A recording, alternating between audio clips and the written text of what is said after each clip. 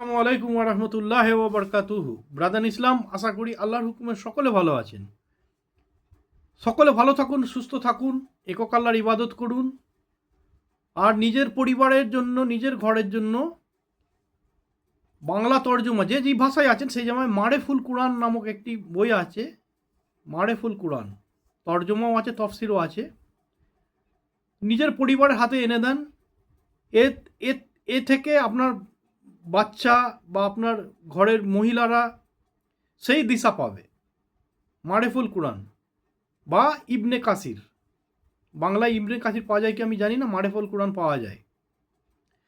আর এখন তো বাংলায় তর্জমাওলা বুখারি শরীফ, তিরমিজি শরীফ, মিসকাত শরীফ, মুসলিম শরীফ এগুলো ইত্যাদি ইত্যাদি পাওয়া যাচ্ছে। তো সেগুলো একটা আনে দিলে অনেক, এনে ঘরে দেন। সমাজ বদলাবে, দিন বদলাবে, দিশা বদলাবে, নিজের বংশ বদলে যাবে, আপনি উজ্জ্বলতা হাসিল করবেন আল্লাহর কাছে, এই আশা করি। তো এর আগে আমি 16/12/2025 মিরাজের বিষয় নিয়ে পার্ট 7 বানিয়েছিলাম। ইনশাল্লাহ আজকে তারপর থেকে বানাবো, আপনারা জুড়ে থাকুন। তো আগের ভিডিওতে ছিল যে আল্লাহ আমার রসুল সাল্লাল্লাহু আলাইহি সাল্লামকে বললেন যে ইয়া হাবিব, যদি কোনো আমার বান্দা যদি কারো উপকারের ভিত্তিতে বন্ধুত্ব স্থাপন করতে চায়, সে যেন আমার সঙ্গে করে। যদি আমার কোনো বান্দা ভয়ের ভয়ে ভয় করে কাউকে, সে যেন বেশি বেশি আমাকে ভয় করে। ওয়াত্তাকুল্লাহ। যদি আমার কোনো বান্দা কারো কাছে প্রয়োজনে সাহায্য দরকার মনে করে, তো সে যেন আমার কাছে সাহায্য চাই। ইয়াকা নাবুদু ওয়া ইয়াকা নাস্তাইন। যদি আমার কোনো বান্দা কারো উপর জুলুম বা অত্যাচারের কারণে লজ্জিত হয়, সে যেন আমার কাছে লজ্জিত হয়ে তওবা করে। যদি কোনো বান্দা জান মাল ধন সম্পদ দিয়ে কারো খিদমত করতে যায়, তাহলে সে যেন আমার রাস্তায় খরচা করে, ইত্যাদি ইত্যাদি বলেছিল। এবার তারপর থেকে আমি ভিডিওটা চালু করছি।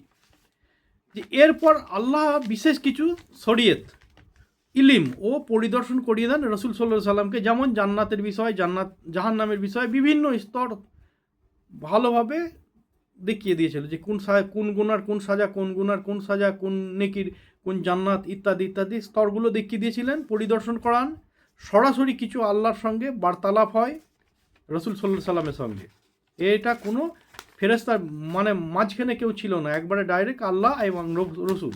কিন্তু চোখে দেখি নিয়ে আমি এরম হাদিস পাইনি, এরম হাদিস পেয়েছি যে আল্লাহ রসুল বলেছেন যে আমি আল্লাহকে দেখিনি। বোঝা গেল তো? যারা বলে যে আল্লাহকে দেখেছে সে মিথ্যা কথা বলে, তার কাছে হাদিস নেই কোনো, গুলগাপ্পা বলে। যদিও মানে দাড়ি টুপিওলাই মানে উচ্চমানের লোকেরা বললেও জেনে রেখে দেবেন সে মিছে কথা বলছে। আল্লাহর নবী স্বয়ং বলেছে, মুসলিম শরীফে আমি পেয়েছি, তার সঙ্গে দেখা হয়নি, সরাসরি দেখা যায়নি। ঠিক আছে, তিনি পর্দার ভেতরে আছে, কথা বলছেন, শুনতে পেয়েছে। আচ্ছা, মুসলিম শরীফের হাদিস একটা বলছি। হাদিস নম্বর হচ্ছে 342 থেকে 344, পেজ নম্বর 90। এতে কি বলছে যে হজরত মুসা রাদিয়াল্লাহু আনহু, ইনি হচ্ছেন সাহাবী, হজরত মুআবিয়া রাদিয়াল্লাহু আনহু এবং হজরত আনাস ইবনে মালিক রাদিয়াল্লাহু আনহু, এটা তিনটে পৃথক পৃথক সাহাবী থেকে এই হাদিসটি লিপিবদ্ধ করা আছে। যে তিনারা বলেন যে রসুল সাল্লাল্লাহু আলাইহি সাল্লাম আমাদের সামনে 5টি বিষয়ের অবগত করালেন, 5টি বিষয়কে অবগত করালেন। কি? 1 নম্বর হচ্ছে নিশ্চয় আল্লাহ নিদ্রা যায় না, আর নিদ্রা যাওয়াটা তার অর্থাৎ তিনার রবের জন্য শোভনীয় নয়। যেমন আপনাকে সূরা বাকরার 255 নম্বর আয়াতে বলে দিয়েছেন, লা তাখুযুহু সিনাতুন ওয়ালা নাউম। না তিনি তন্দ্রা যান, না তিনি ক্লান্ত হন, বা না তিনি নিদ্রায় যান। এরকম আরও আছে যে তিনি আহার করেন না, বা তিনার পক্ষে সমস্ত দুনিয়াকে পরিচালনা করার মানে তিনি গাফেলও নন। আচ্ছা, আর একটা আছে যেমন লাম ইয়ালিদ ও লাম ইউলাদ, উনাকে কেউ জন্ম দেয়নি বা উনি কাউকে জন্ম দেয়নি। এই বিশ্বাসটা রাখতে পারলেই তার নাম হচ্ছে ইমান। ইমান মানে বিশ্বাস বা ভরসা। এই একটা বিষয় আছে। 2 নম্বর বিষয়, প্রথমে এটা নিদ্রা যাওয়া, 2 নম্বর হচ্ছে মিজানের বিষয়। যে তিনার কুদরতি হাতে আছে মিজান, তিনি তাহা ইচ্ছা মতো নিম্নগামী করতে পারেন এবং ঊর্ধ্বগামী করতে পারেন। এবার মিজানটা কি হচ্ছে? মিজান হচ্ছে, মির্জান নয়, ময়সি বুটকি উঞ্জাকাদন্ত মিজান। মিজানের অর্থ হচ্ছে রুহুর ইচ্ছাকে মাপ করার যন্ত্র।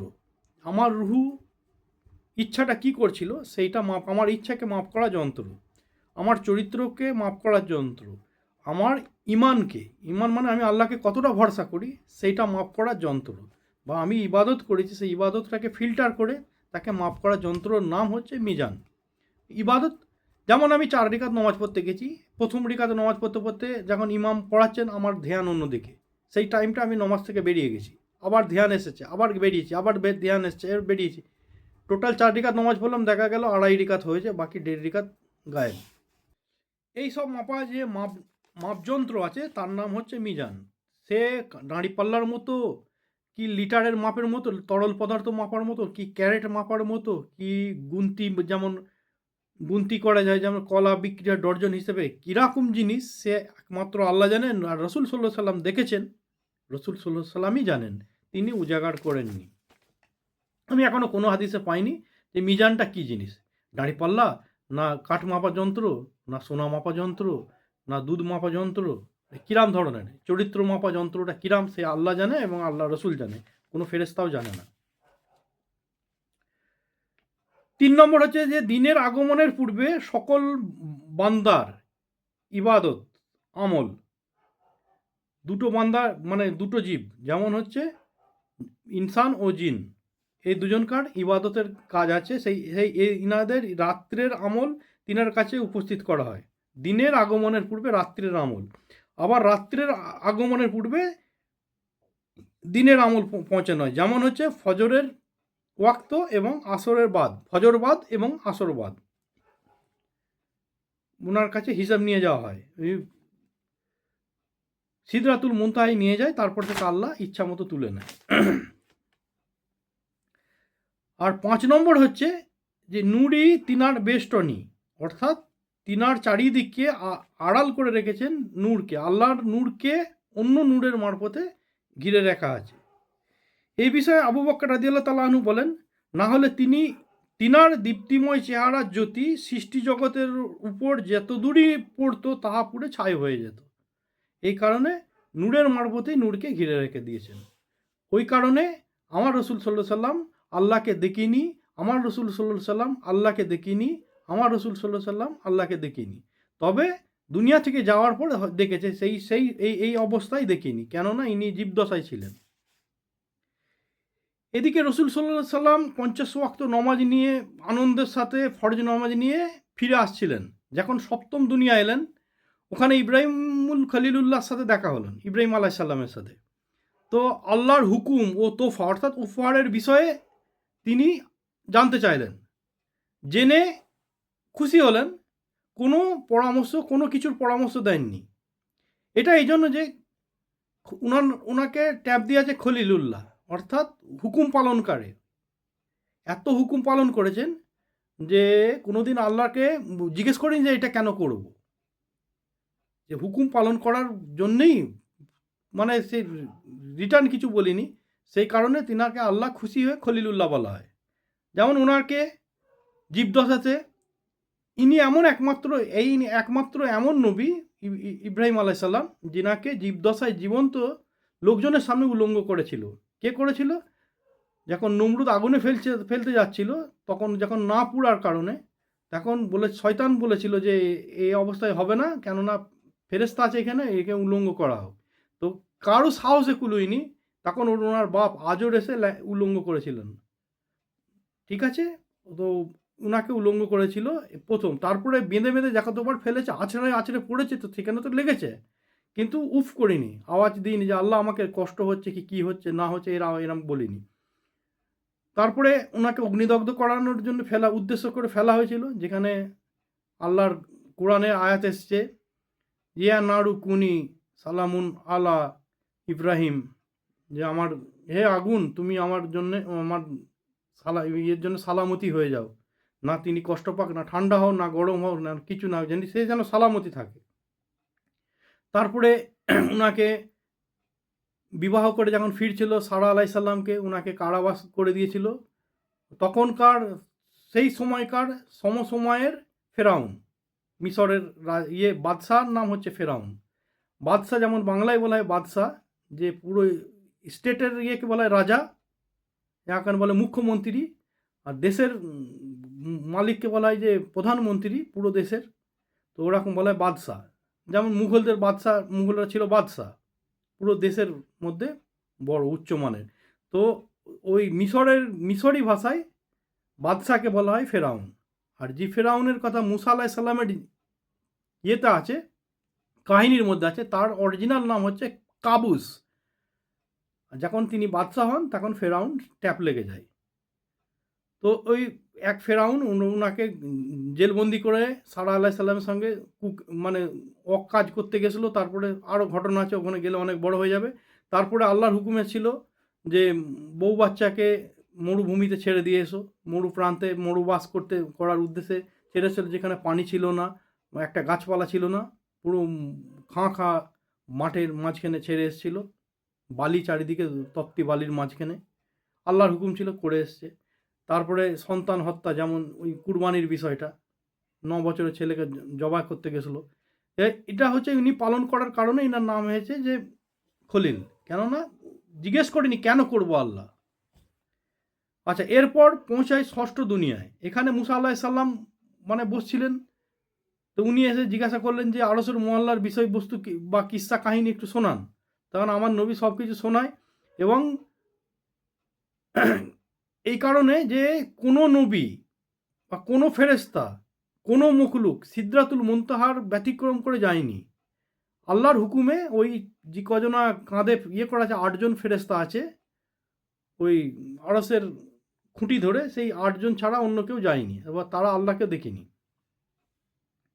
ঠিক আছে, এছাড়া কেউ যায়নি, এত তককে কোনো ফেরেশতাও নয়, এমনকি আদম আলাইহিস সালামও নয়, ইবলিসও নয়, কেউ ওই সিদরাতুল মুনতাহা টপকে যায়নি। সর্বপ্রথম আমার রাসূল সাল্লাল্লাহু আলাইহি সাল্লাম গেলেন, তাই মুসা আলাইহিস সালামের কৌতূহল ছিল যে উনাকে জিজ্ঞেস করার।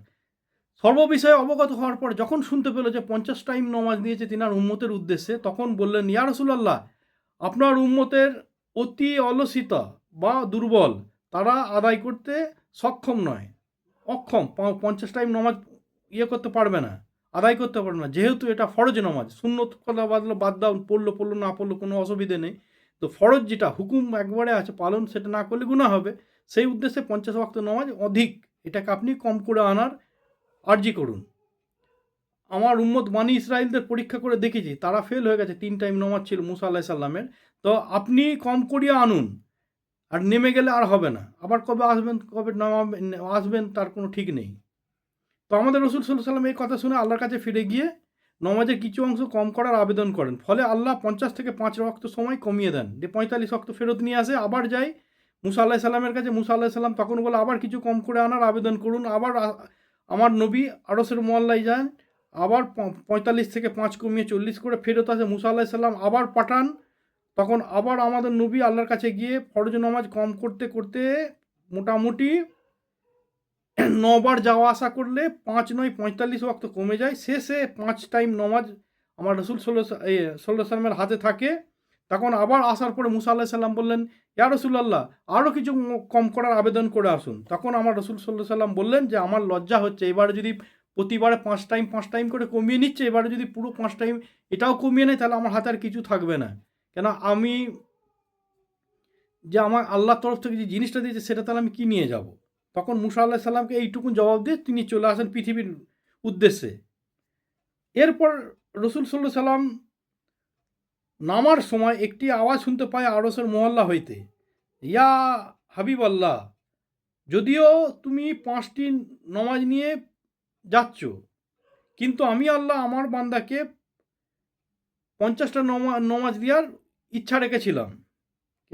এই 5টার ভিতরে 50টার মূল্যায়ন প্রদান করিব। আর আমি আল্লাহ কথার কোনো রদবদল হয় না, অর্থাৎ একটা নমাজ পড়লে 10টা নমাজের নেকি পাওয়া যাবে। 1 ওয়াক্ত নমাজের ফরজ আছে, সেটা পড়লে 10 ওয়াক্ত নেকি দেবে। এটা আল্লাহ বলছেন এবং হাদিস বলছে, আমি বলিনি। হাদিস বলছে যে 5 ওয়াক্ত নমাজ মানে কমপ্লিট পড়লে 50 ওয়াক্ত নেকি পাওয়া যাবে। অন্য একটি হাদিসে এসেছে যে আমাদের নবী আমাদের রসুল সাল্লাহ সাল্লামের উম্মত হওয়ার উদ্দেশ্যে অনেক নবী দোয়া করেছিলেন, কিন্তু কারো কবুল হয়নি। তাদের মধ্যে 2 নবীর দোয়া কবুল হয়েছিলেন। 1 নম্বর হচ্ছে মুসা আলাইহিস সালামের, 2 নম্বর হচ্ছে ঈসা আলাইহিস সালামের। মুসা আলাইহিস সালাম তিনি আমার রসুল সাল্লাহ সাল্লামকে দেখতে চেয়েছিলেন যে আমি আমার রসুল সাল্লাহ সাল্লামকে জীবদশায় দেখতে চাই বা হায়াত দেখতে চাই। 11 বার দোয়া করেছিলেন, তো 11 বার দোয়া কবুল করেছিলেন। সেই কারণে যখন উর্দু আকাশে যাচ্ছিল তখন একবার দেখিয়েছিলেন। ঈসা আলাইহিস সালাম মুসা আলাইহিস সালামের একটা কাফেলা যাচ্ছিল, সেটা দেখেছিলেন একবার। তারপরে ওখানে গিয়ে একবার দেখেছে, 2 বার, ফেরত এসে 9 বার, তাহলে টোটাল 11 বার। 11 বার দোয়া করেছিলেন। সেই 11 বার পরিদর্শন করিয়ে দিয়েছিলেন মুসা আলাইহিস সালামকে আমার রসুল সাল্লাল্লাহু সাল্লামের উদ্দেশ্যে আমার আল্লাহ। ঠিক আছে? তো এরপরে যে ঈসা আলাইহিস সালামের বিষয়টা আছে, ঈসা আলাইহিস সালাম উনি উম্মত হতে চেয়েছিলেন, তো সেই জন্যে দুনিয়াতে উনি আসবেন। উনাকে কোনো আসমানে তুলে রেখেছে, সেটা তো জানেন আপনারা। কোন দিন আসবে? যখন এখানে কানা দরজালের রাজত্ব চলবে, সেই সময় আসবেন 2 ফেরেশতার কাঁধে ভর দিয়ে। আসরের ওয়াক্তের আজানের পরে, নমাজের আগে, ইকামতের আগে, আজানের পর, আসরের দামস্ক শহরের উমাবি নামক জামা মসজিদে অবতরণ করিবেন। তিনার মাথায় হলদে রঙের আমামা থাকবে, মানে রুমাল যেটাকে বলা হয় আমামা। তো ইমাম মেহেন্দির সাথে সাথ দিয়ে কানা দরজালেরকে হত্যা করা হবে এবং বিবাহ করবে দুনিয়াতে এসে। তিনি অবিবাহিত আছেন, বিবাহ করবেন এবং 40 বছর দুনিয়াদারি করবেন এবং দুনিয়ার সমস্ত মুসলমান হয়ে যাবেন। কানা দরজাল আর ইহুদি জাতি ও দুনিয়ার যত রকম শুয়োর আছে, এই 3টে, একটা হচ্ছে শুয়োর নামক প্রাণী, দ্বিতীয় হচ্ছে ইহুদি, 3 নম্বর হচ্ছে কানা দরজাল। এটা দুনিয়া থেকে হামেশার জন্য নিপাত যাবে সেই দিনকে, যেদিন আমার ঈসা আলাইহিস সালাম আমাদের, তারপর থেকে এই 3টে জিনিসকে শেষ করে দেবে। আচ্ছা, এর বেশি আর বাড়াচ্ছি না ভিডিও, 17 মিনিট হয়ে গেছে। যদি এর মধ্যে ভুল হয় আল্লাহর রাস্তে মাফ করবেন। জুড়ে থাকুন, ইসলাম সম্বন্ধে জানুন, ইসলাম সম্বন্ধে জানকারি দেন আগের লোককে, আপনার পরিবারকে। আল্লাহ হাফিজ। ভুল হলে আবার বলছি, আমায় মাফ করবেন।